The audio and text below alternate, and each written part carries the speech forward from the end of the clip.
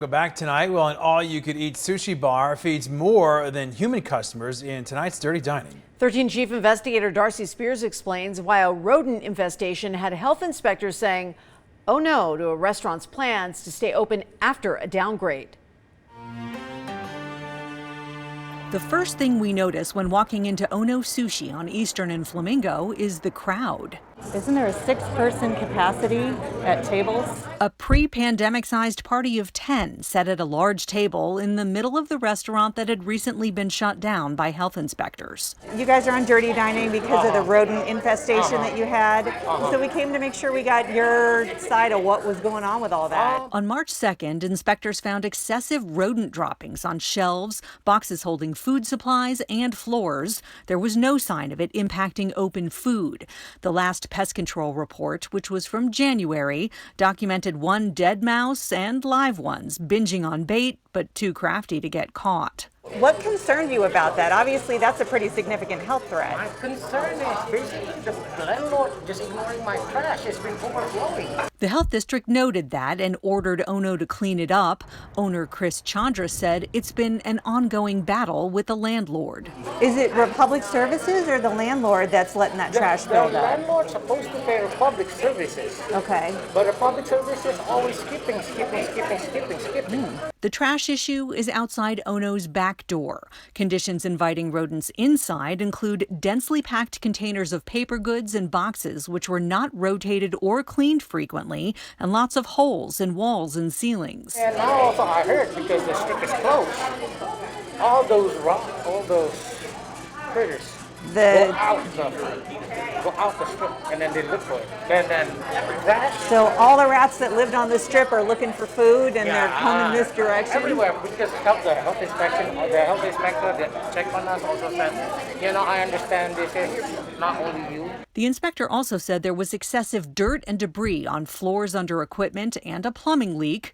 Other violations included cooked shrimp and rice in the temperature danger zone and utensils used for raw fish stored in lukewarm standing water. Sometimes they have to make stories. So they rally. That's what they So do. did you disagree with some of the violations? I totally agree. But over exaggerating.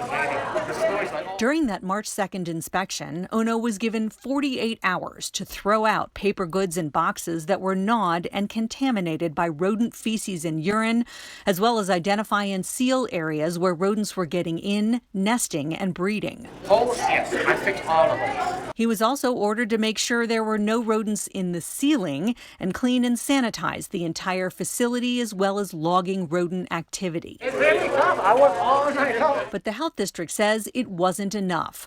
On March 4th, when inspectors went back to check, staff admitted they'd failed to document the live rodents seen while cleaning, and they hadn't thoroughly checked the ceiling for rodent nests or sufficiently patched holes recommended by their pest control company, so inspectors shut them down. And then now everything sealed up, everything cleaned up, and then now walking comes in every day to check.